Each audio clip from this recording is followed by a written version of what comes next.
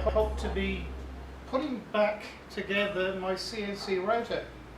Now I've stripped out the X-axis, I've cleaned the ball race out so well that just gravity will allow this thread to actually go through the bearing, and it runs very free. But I will show you what I actually got out of this bearing, and I'll also show you a couple of other things that I found with the thrust bearing on the end. But first of all, I'll show you what came out of that bearing. Okay, I hope the camera's picking that up. It should do. It's all matter of grit and goodness knows what, and here you'll notice little shiny pieces. Now there's quite a few of them in there, and in here. Now I don't know exactly what it's from. I can't find any evidence of the I can't find any evidence, and I've looked at this with a microscope, of any pitting or anything at all. It runs freely. I really just can't tell you where it came from. Anyway, one thing I did discover. Right, so this is what I found. Now I've cleaned these up, obviously. Now, so there's one half of the thrust race here, which goes on the shaft. So there's the actual ball cluster itself that goes on the race, and there's the other half there that preloads onto the bearing. Right, preload means to put a bit of pressure on it to stop the slopping back and forth. And you remember when I started to take the X-axis apart, when I took the stepper motor out, I could actually move it back and forth about 2 or 3 millimeters. Well, I'll show you the reason why. So I'll put those on there a second. But before I get to that, this bearing is supposed to be preloaded, like I said. But the next thing that was on there then was the bearing itself, the other bearing that's held into the housing. Well, it's impossible for this to be preloaded, because you're supposed to put the preload pressure by the center of this bearing. In actual fact, the outside of the bearing was trying to put pressure on it. This doesn't rotate, the center rotates. So I have to fix that up by putting a spacer on the center here to allow to preload that bearing. But this is how it was assembled. There was just that, then there was this,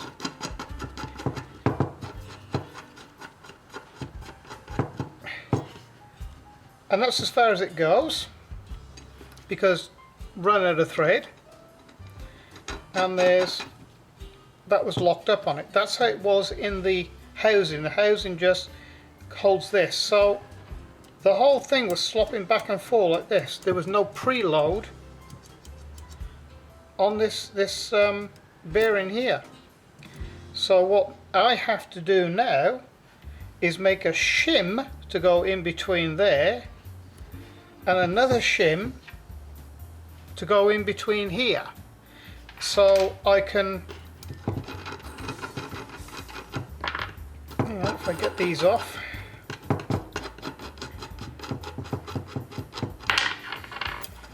so I can load up this bearing by the center and preload this bearing and stop any slop back and forth and make it work like it should do.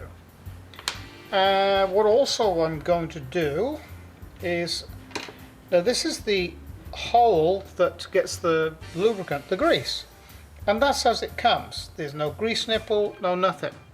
So what I've had to do is, this is a syringe with a rubber end on it, and I've filled it with grease.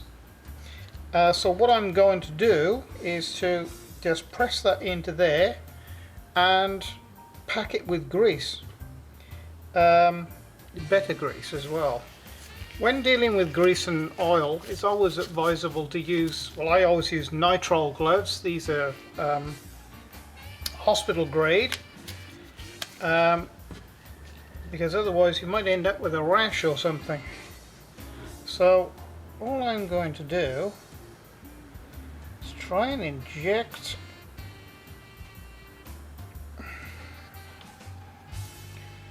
some grease. It takes a fair bit of pressure to get that in there.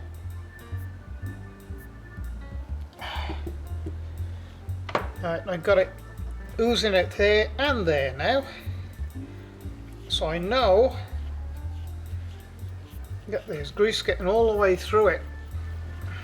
So I should do that a couple of times, flush it through and run it until the grease actually stops coming out on the thread, because by all accounts this is supposed to be kept sort of grease free. It's supposed to be kept grease free like this, just maybe a film on it, but I think what I'm going to do is when I put it together, I'm going to put it together minus the shield in the front, so every couple of hours or hour or so I can actually clean this off. I may as well grease this bearing up as well, which is a fairly simple job. While I got this going, what I like to do, same sort of trick, squeeze it in through from one side till it comes out the other, and then you know it's going right through the ball race. See?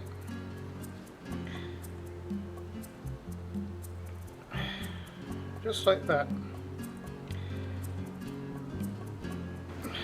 Just pat it in with your fingers like this, so now I know it's well and truly greased up. This one's fairly easy because the ball race is open at the front. It's just a simple matter.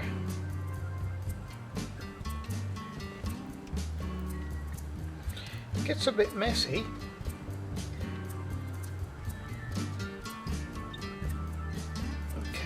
Okay, so it's assembly time. It's just a matter of popping that in there.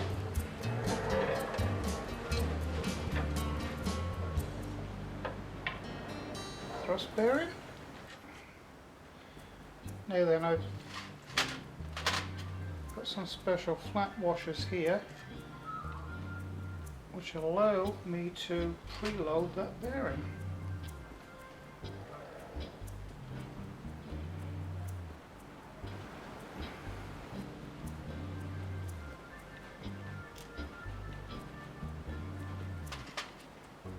I've also machined the back of these down nice and flat so it can butt up against that. And I can actually feel that a little bit better. I needed some grips, so I can put a little bit of pressure on it. But I'm just going to hold this by hand.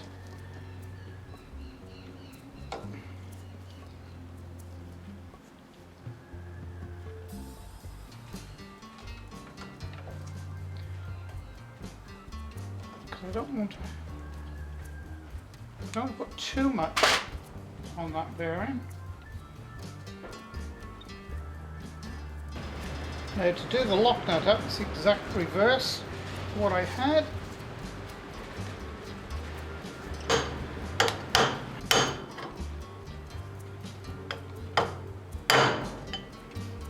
that's probably tight enough there. Don't think it's going to come undone now, right?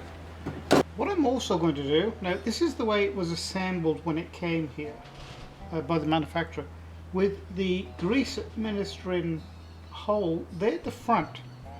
Now, even with this raised right up, it's going to be awkward for me to get at, and it's a fairly simple process when you know how to do it to get the back cowl off. So what I'm going to do is actually rotate the bearing 180 degrees. So all I've got to do is take the back cowling off and put my grease equipment in through at the back and pop a bit of grease in the bearing. Yeah, no problem with those screws whatsoever. I thought they might not have lined up 180 degrees out of phase, but that feels so much better. It's firmer. There's no more slot back and forth now. And that bearing, both bearings feel really sweet. So it's just a matter now of getting the stepper motor on the other end and putting the cowling on, and we'll give it a try. Right, so now time to put the X-axis back in.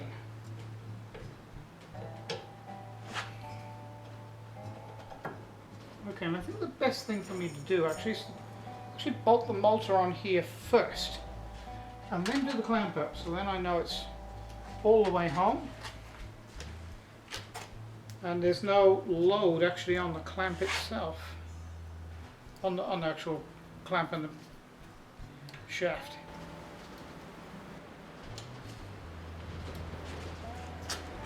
Get these snug first. Of course, going into it, these little bolts, fine thread going into aluminium, you're going to be pretty careful you don't strip the thread.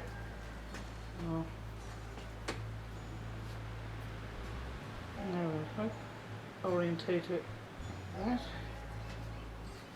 then do the shaft clamp up, or the flexible drive clamp, whatever you want to call it.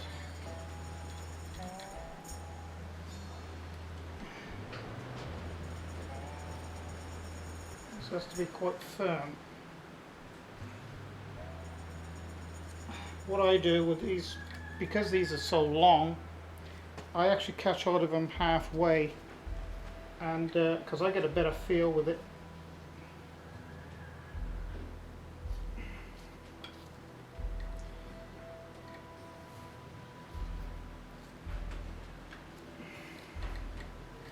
Sort of get to judge how tight to do it better. There you go, that's it. Here we go.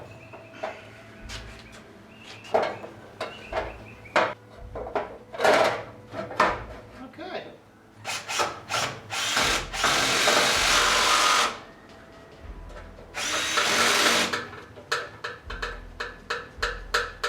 Okay, so let's see if it works.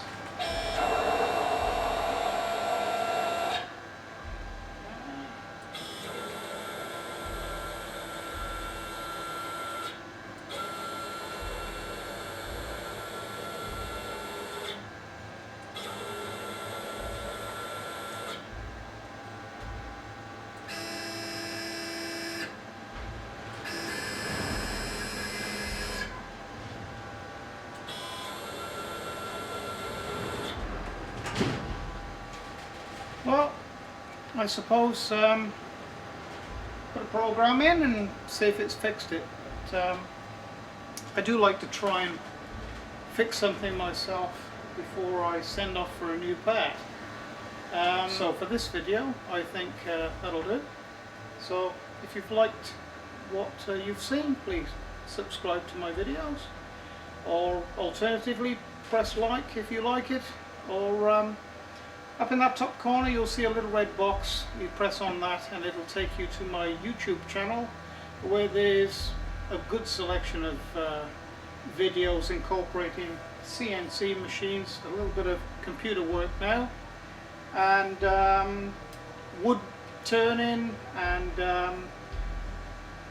different other shop projects that I do around here that you may like. So, bye for now.